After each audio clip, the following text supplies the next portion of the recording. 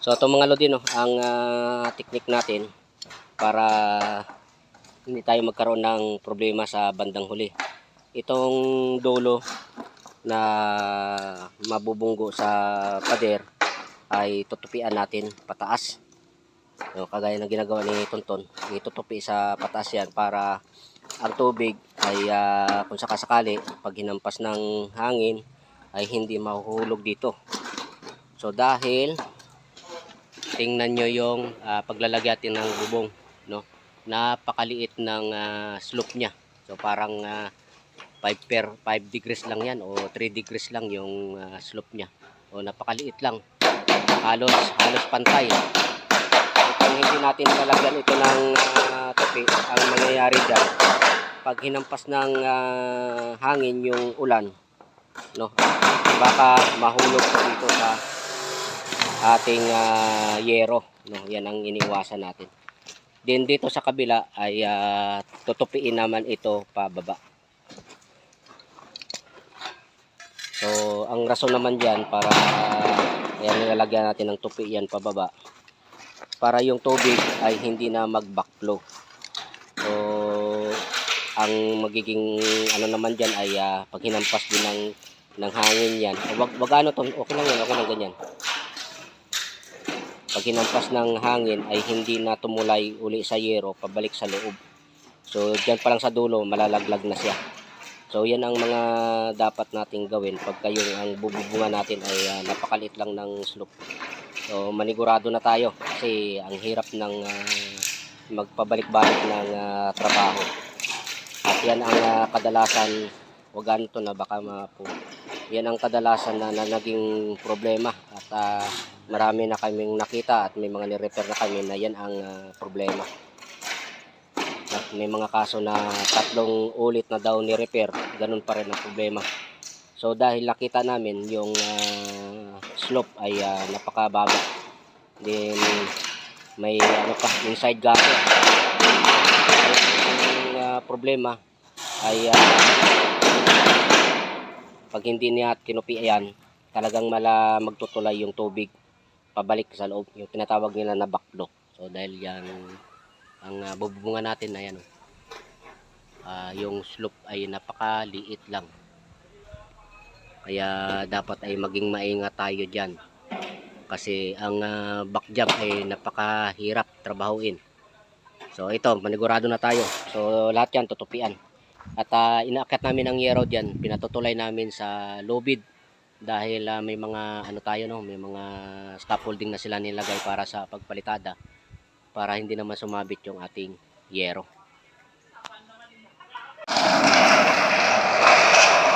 So ganyan lang kami mag-akyat ng yero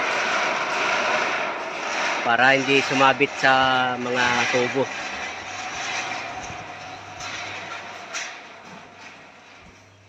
So ayun, basic na basic lang.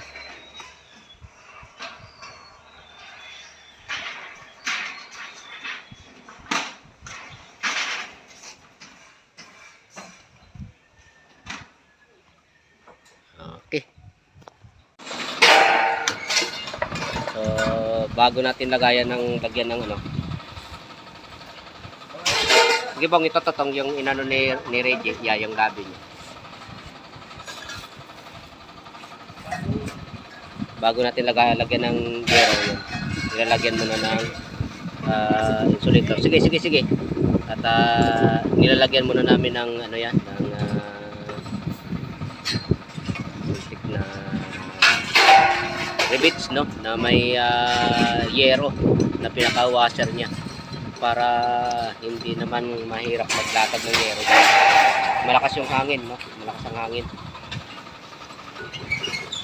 At maganda yung may ganyan para permis yung insulator natin.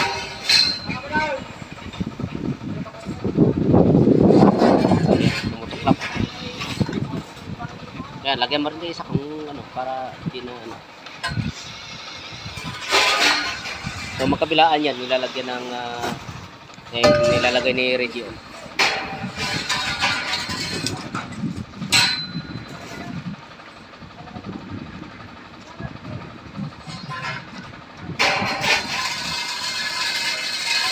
Yan, walang katanggal yan.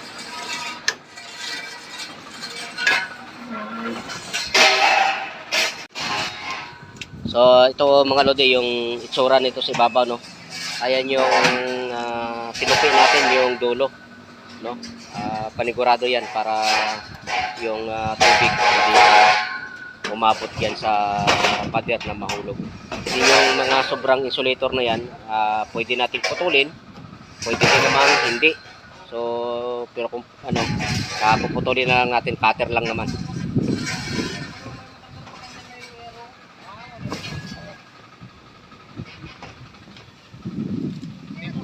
So napakababa lang talaga ng ano nito, ng slope. So ayan yung ginawa natin noon, nilagyan ng rivets na may washer na yero para hindi naman matanggal.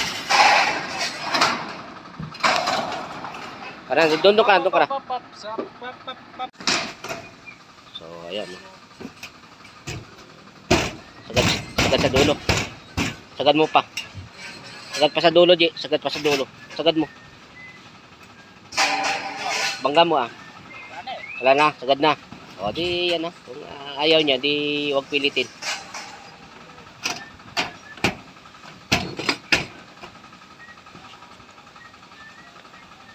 So dito naman ay ito yung tinupi din natin tong labi nito, no. Ayan, nakatupi pababa para maiwasan natin yung pag-backflow ng tubig. Kasi kung walang walang tupi, pag hinampas ng hangin yan sa baba ng slope nito, baka magtuloy-tuloy na bumalik yung tubig.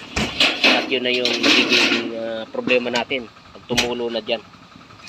Napakahalaga niyan na malagyan nyo ng tupi. At ang ang overlap nito sa ating sanipa papunta sa gutter ay 10 cm. Mas maganda yung mahaba kaysa doon sa maiksi. So to ngayon ay babarahan nila yung yung yero para hindi na magkamali na magbuka. Kasi sa ganitong may insulator, kailangan pag tagos ng Texpro ay diretso na sa parlina, hindi pa ulit-ulit, para maiwasan yung pagtulo. Kasi oras na tumulong ito dito, hindi na natin makita yung tulo niya kung saan ang gagaling dahil may insulator. Kaya ang pag Texpro kailangan sureball. So ito na mga lodi, no? Tapos na tayo dito. So ang nagpatagal talaga dito sa amin ay ang paglagay ng insulation. So siyam na yero lang ito, supposedly mga 3 hours na ito ikakabit. So dahil may insulator tayo, inabot tayo ng 6 hours. 6 hours ang trabaho. So ganoon kalaking abala kapag may insulator, dahil hindi naman basta-basta natin ikabit na lang basta yung insulator. So dito ang yero natin dito ay kulang, no? Kulang. Ayan. Ang magtatakip na lang diyan ay yung flashing. Dito kasi nag-overlap na lang kami dito yung isang bukol. Pinasok na lang namin dito yung isang bukol para hindi na yan tabas diyan kung iinsakto natin dito sa huling kurbo ng yero, lalagpas naman tayo diyan. So magpuputol tayo. So hindi rin naman naaabot sa sa kurbo ng yero yung ating pasin, kaya minabuti natin na pasok na lang natin yung yero. So kung mapapansin nyo dito, yung clearance ng yero na hindi na naabutan ng yero ay pantay, no? Pantay na pantay. Ibig sabihin skwalado itong ginawa nating bubong. At titingnan nyo dito sa mga dulo ng yero ay pantay din yan, no? Ibig sabihin skwalado itong ginawa nating bubong dito, yung pag lagay natin ng trusses at saka parlina. So mga lodi, no, tip ko sa inyo, make sure na sukat kayo ng tama para nang sa ganun magiging maayos yung kinalabasan ng inyong trabaho. So ito, tapos na to, no? Ang kulang na lang dito ay flashing na lang. And the next na gagawin namin ay ito yung main roof, no? Okay mga lodi, no, nakikisuyo lang kami sa inyo, no? Kung nagustuhan nyo yung mga video namin ay paki-subscribe na lang at paki-share ng mga video namin, na para sa ganun ay mas marami ang makakaalam ng mga ideya at diskarte natin sa trabaho. Alright.